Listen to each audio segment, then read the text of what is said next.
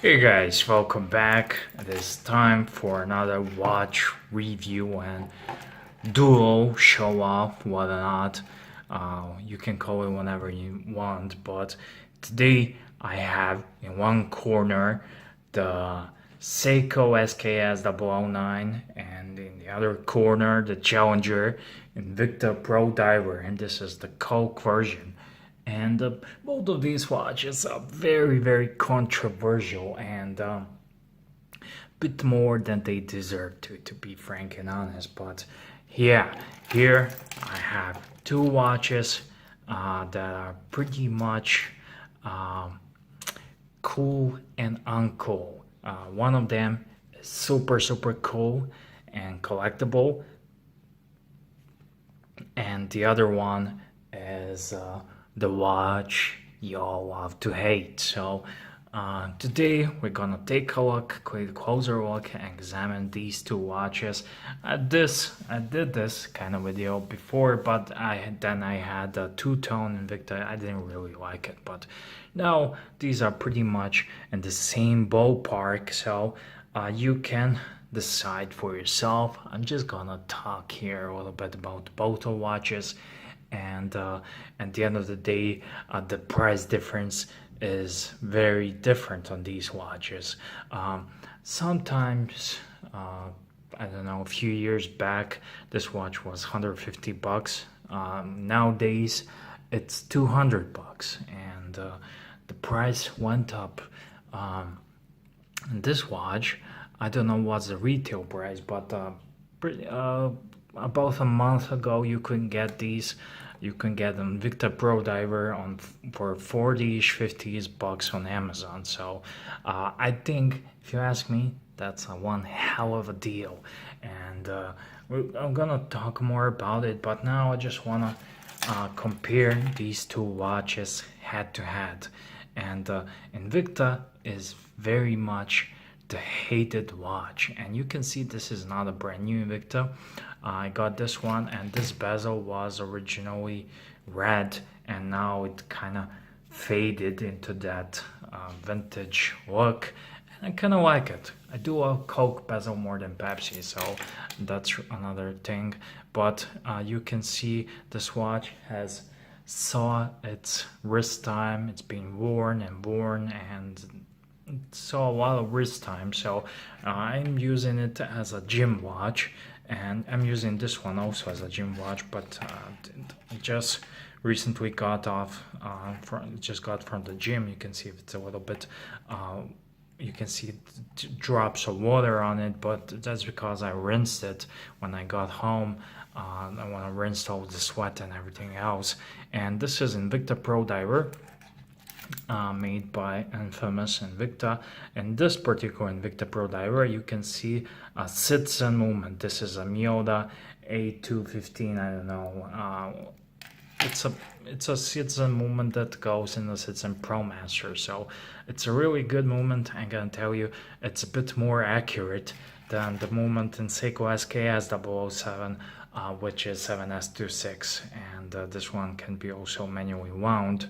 And when you take the watch into hands next to this Seiko, it's a bit more heftier and more sturdier, and the bracelet, as you can see in Seiko, you can see the folded links. It's really rattly, and it's a poor quality bracelet. However, I like the looks of it. It's a nice looking watch.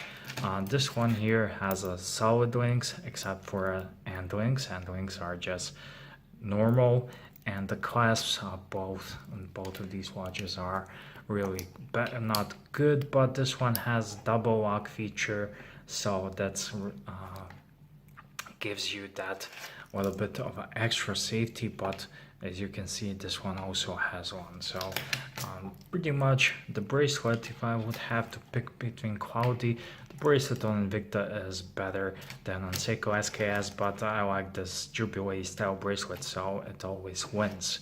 And you can always, of course, change bracelets, but this is what you get. And like I said, this watch was recently on Amazon for 50ish bucks, and I will put a link in the description box for both of these videos. watches, so you can check the pricing and maybe get yourself one of these watches, because they are both cool watches, but they are also very controversial. Most of the people who own Seiko SKS think that they have the best watch in the world, and they look down on people who own Invicta because they have the worst watch in the world. But is it really so? None of these watches are any particularly good. One of them is iconic. Seiko is iconic. It is super cool, and I do love it. But other than that, these two watches, which I guess what I'm trying to say, that this Invicta does not really deserve the hate it gets. And for the money, you get a lot of watch. For 50 bucks, you get a lot of watch. You have a screw down crown, automatic movement, the bezel here. This is a bezel which looks like an Omega. This is like I don't know. There is a version with the coin edge bezel, which I prefer, and the bezel on Seiko SKS is definitely better. Also, you can see this is really ISO certified dial watch, so that's something that's really cool about it. And the loom on the Seiko, as always, as a rule of thumb, will always be better than on the Invicta. However, 200 bucks, 50 bucks, people, you have to take that into consideration. And this is a really cool little watch. I'm using it as my beater gym watch. DC Gunner goes to gym. I had to. I gotta keep my weight down a little bit, and yeah, that's really nothing special to say. The movement inside is a Citizen Miota. Sometimes you will find Seiko movement NH32, which is even better movement than this one and this one. So strictly speaking, looking at the terms of value for money and quality, for 50 bucks, I don't think there's a better watch than the Invicta. However, the most of the Invicta hate that comes and people dislike Invictas is because of their reserve venom, those monstrous, ugly looking watches. But this one is a nice little homage to a Rolex, and it's a nice little watch for the money. So that being said, sometimes in life you just don't want to wear the best value in life. Sometimes you just want to have a cool watch, like you want to have a cool car. It doesn't matter if it has two doors or it goes through gas mileage like crazy. You just want to have a cool car, and you want to have a cool watch. And that being said, Seiko SKS is definitely cooler watch, and Invicta is less cooler, but it's not half as bad as people will tell you, and it's not very respectable, but it's just like when you jump on the bandwagon. Sometimes, I don't know when, some guy wrote a probably bad review because he got a lemon, and everyone else was too lazy and jumped on bandwagon, and ever since Invicta is a synonym of a poor watch, ugly watch, and Seiko wins. And in terms of collectability, always a Seiko will win.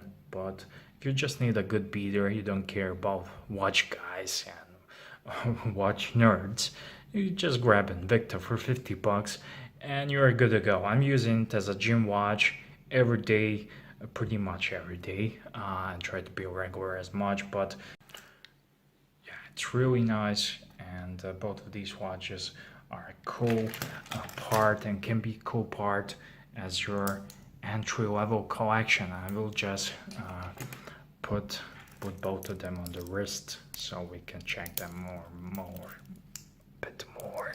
Can't speak today.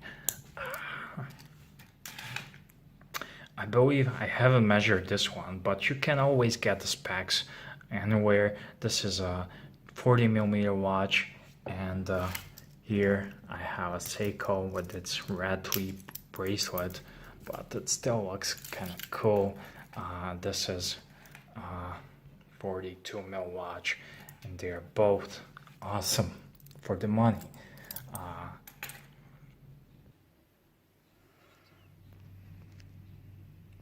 You can see it on my wrist, and you can decide for yourself.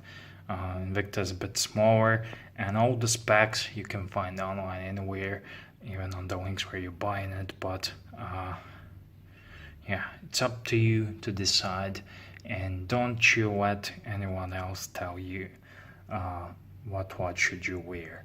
You decide that, and you make it cool, and you set up things. I do not like Invicta Reserve Venom, but this little pro diver for $50 is not half as bad as they tell you it is.